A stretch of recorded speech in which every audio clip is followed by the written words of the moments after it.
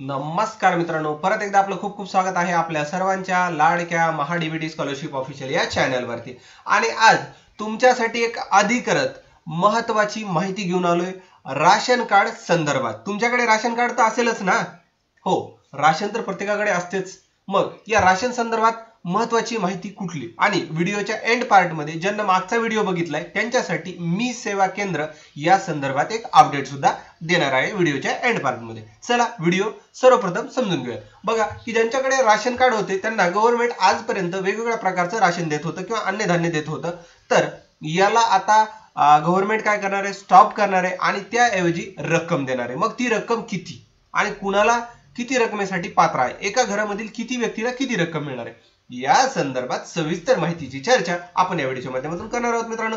तर सर्वप्रथम मित्रांनो, आपण महाडीबीटी स्कॉलरशिप ऑफिशियल या चॅनलवर नवीन असाल, अद्याप चॅनलला सबस्क्राइब केलं नसेल तर सगळ्यात अगोदर चॅनलला सबस्क्राइब करा, यामुळे नवीन येणारा व्हिडिओ सर्वात अगोदर तुमच्यापर्यंत पोहोचेल।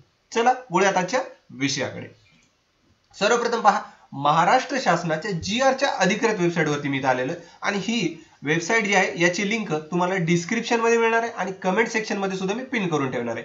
तिथे क्लिक करून डायरेक्ट तुम्ही या सेक्शनला येऊ शकता। इथं पहा, विभागाचं नाव दिलेलं आहे तुम्हाला आणि तो शीर्षक दिलेला आहे, त्याचबरोबर त्याचा संकेतांक क्रमांक, GR दिनांक आणि ही फाईल। तर या फाईलला क्लिक केल्याच्या नंतर इथं तुम्ही डायरेक्टली या फाईलवरती येऊ शकता। आता इथं सांगितलेलं आहे ते आपण सर्वप्रथम समजून घेऊया। जे राशन धारक ज्याला APL केशरी शिधा पत्रिका धारक आहेत त्यांना, त्या शेतकऱ्यांना अन्नधान्याच्या ऐवजी थेट रोख रक्कम हस्तांतरण योजनेकरिता आहरण व संवितरण अधिकारी, नियंत्रक अधिकारी प्राधिकरण करण्याबाबत ही GR काढलेला आहे। तर याच्यामध्ये पाहू शकता तुम्ही, हा GR 25 जुलैचा आहे। त्याचबरोबर महाराष्ट्र शासनाच्या या GR ला अन्न आणि नागरी पुरवठा व ग्राहक संरक्षण विभागाने जारी केलेला आहे। याच्यामध्ये आपण सर्वप्रथम इथे त्यांना प्रस्तावनेत काय दिले ते पाहूया की ज्या शिधाधारक शेतकरी आहेत त्यांना अन्नधान्य मिळत होतं, त्याऐवजी आता रोख रकमेचं हस्तांतरण 28 फेब्रुवारी 23 रोजीच्या शासन निर्णयानुसार मान्यता देण्यात आली आहे। तर याच्यामध्ये ज्यांच्याकडे APL, ज्याला आपण केशरी कार्ड म्हणतो आपल्या सर्वसाधारण भाषेमध्ये, ज्याच्यामध्ये अन्नधान्याच्या ऐवजी प्रति महिन्याला एका लाभार्थ्याला 150 रुपये मिळणार आहेत। जर तुमच्या घरात 2 लाभार्थी असतील तर तुम्हाला 300 रुपये मिळतील आणि जर त्यापेक्षा जास्त असतील तर तुम्हाला 150 प्रमाणे जे तुमच्या फॅमिली मधील मेंबर असेल त्या पद्धतीने पैसे मिळणार आहेत। त्यानंतर आता गव्हर्नमेंटने सांगितले की हा थेट हस्तांतरणाचा निर्णय जो घेतला आहे तो 20 जून 24 च्या शासन पत्रकानुसार घेण्यात आलेला आहे। लाभार्थ्यांना देण्यात येणाऱ्या लाभाची वाढ करण्यात येणार असून ह्याच्यामध्ये जी वाढ आहे ती प्रति लाभार्थी 170 रुपये अशी सुधारणा करण्यात आली। जी 150 ची होती ही जुनी होती, त्याला 170 असं केलेलं आहे।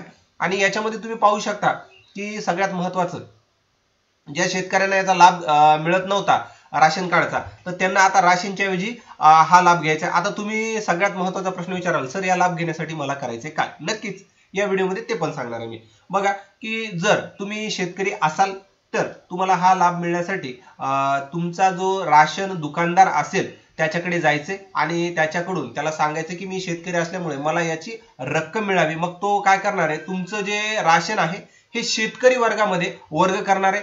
जर तुम्ही शेतकरी वर्गामध्ये वर्ग नसेल तर तुम्हाला हे लाभ मिळणार नाही।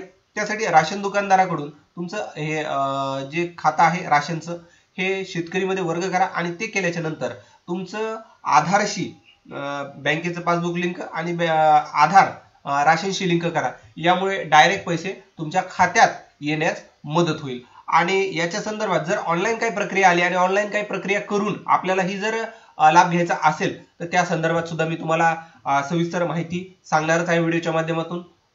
तर आता आपण मी सेवा केंद्र याबद्दल एक अपडेट सांगणार आहोत। जसं मी तुम्हाला मागच्या व्हिडिओमध्ये सांगितलं होतं की मी आपले सरकार सेवा केंद्र म्हणलं होतं, तर याला आपण मी सेवा केंद्र असं करूया।